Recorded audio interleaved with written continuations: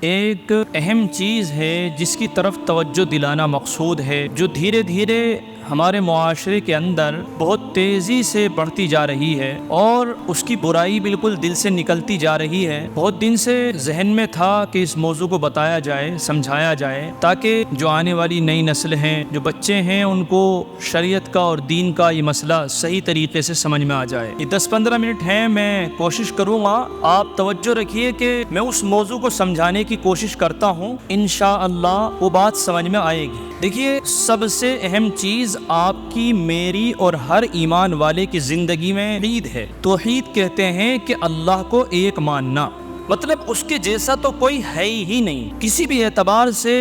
کہیں شک اور شبہ کے اعتبار سے بھی اگر لگتا ہے کہ صاحب یہاں سے جو ہے شک اور شبہ توحید میں ہو سکتا ہے، اللہ کو ایک ماننے میں، تو ان سارے راستوں کو بند کیا جائے گا۔ سب سے زیادہ خطرناک چیز، اسی کا نام شرک بھی ہے، سب سے زیادہ خطرناک چیز جو اللہ کی توحید کے مقابلے میں آ کر کے کھڑی ہوئی، وہ ہے بت پرستی، کسی بھی جاندار کی تصویر بنانا اور پھر اس کی عبادت کرنا۔ یہ اسلام کے اندر بالکل حرام ہے، کیونکہ ہمیں سب کو پیدا کرنے والا، بنانے والا، اس کائنات کو سجانے والا، ہم سب کا مالک ایک ہے، لہٰذا عبادت کے لائق صرف اور صرف وہی ہے۔ عبادت کسی اور کی کرنا، کسی اور کے سامنے سر کو جھکانا، یہ اللہ کو ہرگز قبول نہیں ہے۔ ان اللہ لا یغفر ان یشرک بہ ویغفر ما دون ذلک لمن یشاء، کہ اللہ تعالیٰ سارے گناہ معاف کر دے گا، سب گناہ معاف کر دے گا سوائے شرک کے، کہ اگر اللہ تعالیٰ کے برابر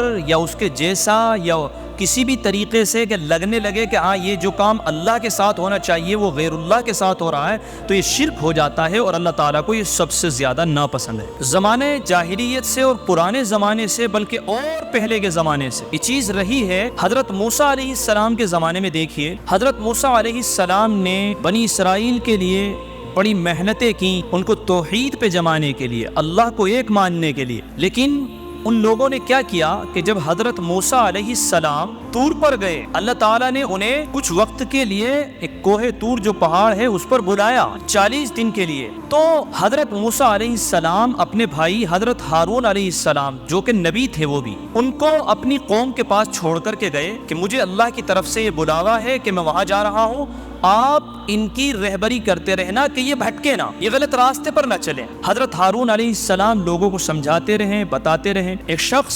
سامری، اس کا قرآن میں بھی ذکر آیا،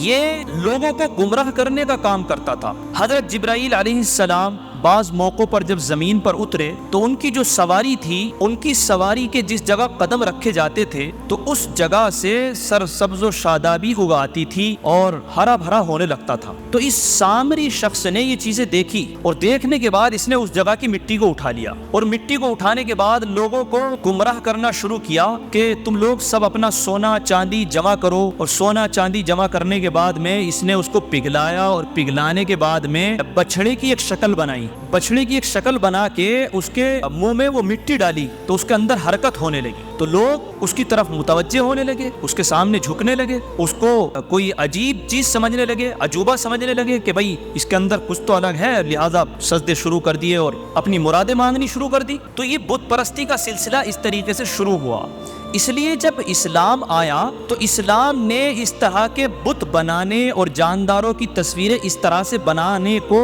بالکل صریح طریقے سے حرام قرار دیا۔ اس لیے آپ دیکھیے، حضرت ابراہیم علیہ السلام کو دیکھ لیجئے،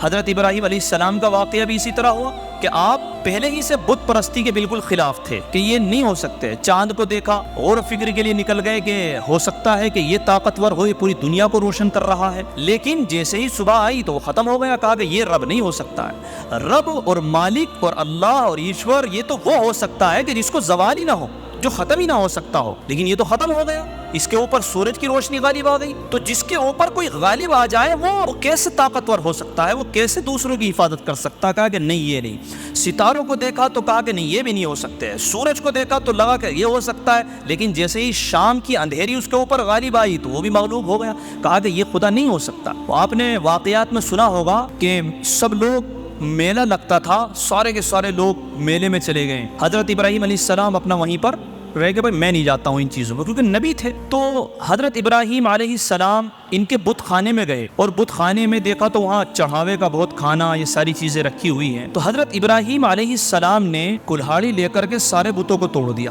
اور جو ایک بڑا والا تھا اس کے کاندھے پر کلہاڑی رکھ دی، اور اس سے پوچھ رہے ہیں کہ کھا، وہ کھاتا کیوں نہیں ہے؟ تو بہت بڑے بڑے خدا بنا ہوا ہے، تجھے تو لوگ پوجا کرتے ہیں،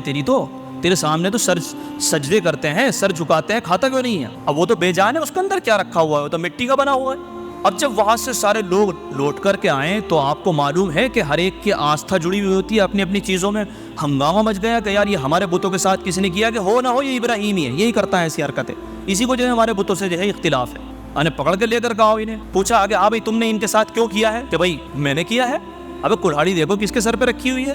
اس سے پوچھو، ارے اس سے پوچھو اس نے مارا ہوگا ان چھوٹے والوں کو۔ تو اب لوگ کہنے لگے کہ یہ کیسے جواب دے سکتا ہے، یہ کیسے ان کو مار سکتا ہے؟ تو حضرت ابراہیم علیہ السلام نے توحید سمجھائی، جب ان کو مار نہیں سکتا، ان کو بچا نہیں سکتا، یہ جواب نہیں دے سکتا، تو یہ تمہارا خدا کیسے ہو سکتا ہے؟ خدا تو وہ ہے جو تمام طاقتوں سے اعلیٰ اور افضل ہے، جو ساری قوت اور طاقت کا مالک ہے، جو سب کر سکتا ہے۔ تو پھر آپ نے سنا ہوگا کہ سارے گاؤں والوں نے، لوگوں نے مل کر کے اکٹھا ہو کر کے حضرت ابراہیم علیہ السلام کو آگ کے اندر ڈالا۔ وہ آگ کا واقعہ الگ ہے، وہ ہمیں سنانا مقصود نہیں ہے، ہمیں تو بتانا یہ مقصود ہے کہ یہ تصویریں اس طرح کی بنائی جانا یہ اسلام میں حرام ہے۔ ایک مسئلہ آتا ہے، یہ پچھلے 10-15 سال سے جیسے جیسے دنیا آگے بڑھی تو ڈیجیٹل تصویر جسے کہا جاتا ہے، تصویر تو کہتے ہیں اس کو، جو موبائل کے اندر قید ہوتی ہے، تو بڑے بڑے علماء، دنیا کے مفتیان اکرام اس پر بیٹھے اور اس پر غور و فکر کیا کہ کیا یہ تصویر اس تصویر کے درجے میں آتی ہے یا نہیں آتی ہے۔ شروع میں بڑا اختلاف رہا، کچھ لوگوں نے کہا کہ نہیں بھائی اس کو بھی حرام ہی سمجھو،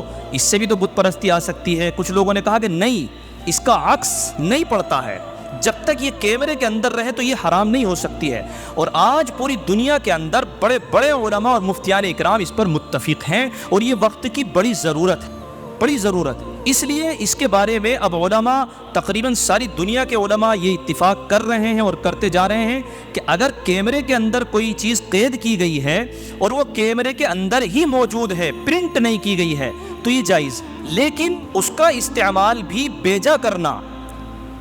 سب کھانا کھا رہے ہیں تو وہاں تصویریں لے لی، گھر میں بیٹھے ہیں تو وہاں تصویریں لے لی، یا ادھر ادھر کی تصویریں لے لی، تو ان کو بھی علماء نے کہا کہ بھائی ان سے بچنا چاہیے، بلا وجہ ان چیزوں میں نہیں پڑنا چاہیے، لیکن یہ حرام کے درجے میں نہیں آتی ہے۔ حضرت عائشہ رضی اللہ تعالی عنہا، دیکھیے میں بتائے رہا ہوں کہ جب کوئی چیز پرنٹ کر لی جائے، اسی کے اندر کوئی فوٹو لیا ہوا ہے اور اس کو آپ کسی کاغذ پہ پرنٹ کرا لیا جائے، تو پھر علماء کہتے ہیں، ساری دنیا کے علماء کہتے ہیں، مفتیان اکرام کہتے ہیں کہ یہ حرام ہے، پرنٹ نہیں کرانا چاہیے۔ ہاں اگر کہیں ضرورت ہے، جیسے آپ اور ہم لوگوں کو فوٹو لگانے پڑتے ہیں، کہیں پر حج پر جا رہے ہیں یا بے نامہ کرا رہے ہیں آپ کو، تو وہ پاسپورٹ سائز فوٹو جو کھینچے جاتے ہیں تو اس کی ضرورت کی وجہ سے اجازت ہے۔ تو بتانے کا مقصد یہ ہے کہ حضرت عائشہ رضی اللہ تعالی عنہا نے ایک پردہ کپڑا خریدا جس پر چڑیوں کی تصویر بنی ہوئی تھی، اور حضرت عائشہ رضی اللہ تعالی عنہا کو اس کا حکم معلوم نہیں تھا۔ آپ نے وہ پردہ دروازے پر ٹانگ دیا، ٹانگنے کے بعد میں آپ صلی اللہ علیہ وسلم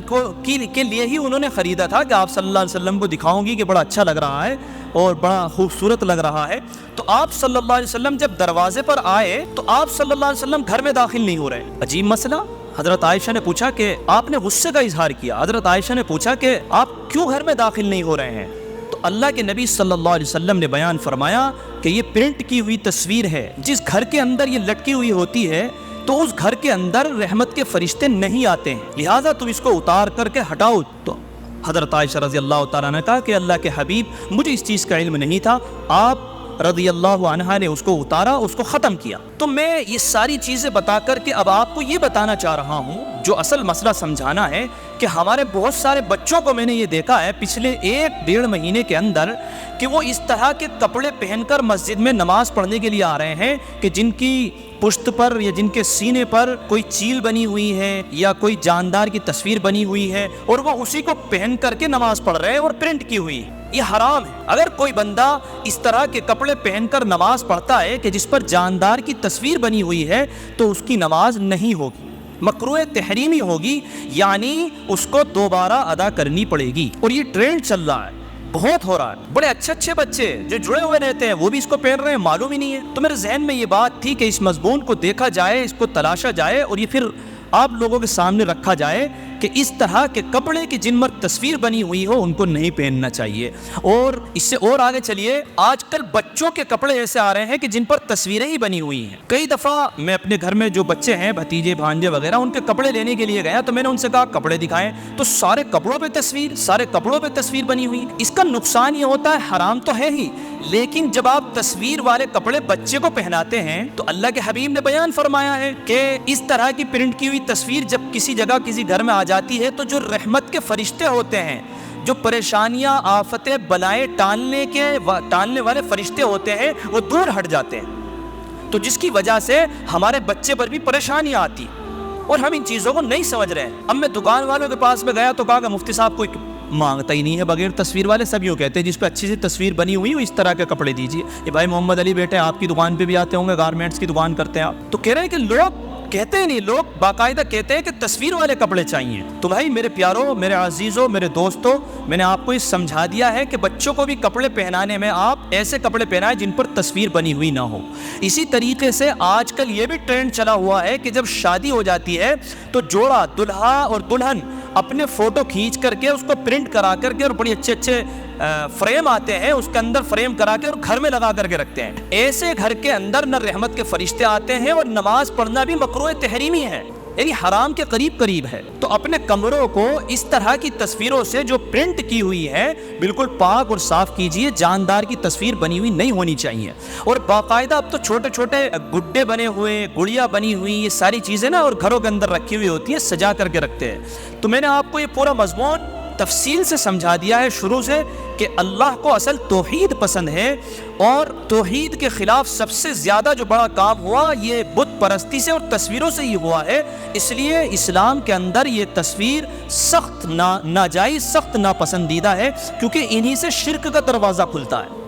اس لیے میرے بھائی، میرے پیاروں، یہ سارا مضمون میں نے آپ کے سامنے رکھ دیا ہے، اب اس کو توجہ سے سوچیں، اپنے گھروں کے اندر پرنٹ کی ہوئی تصویر لگانے سے بچیں۔ اللہ تعالی ہم سب کو عمل کی توفیق عطا فرمائے۔ وآخر دعوانا ان الحمد للہ رب العالمین۔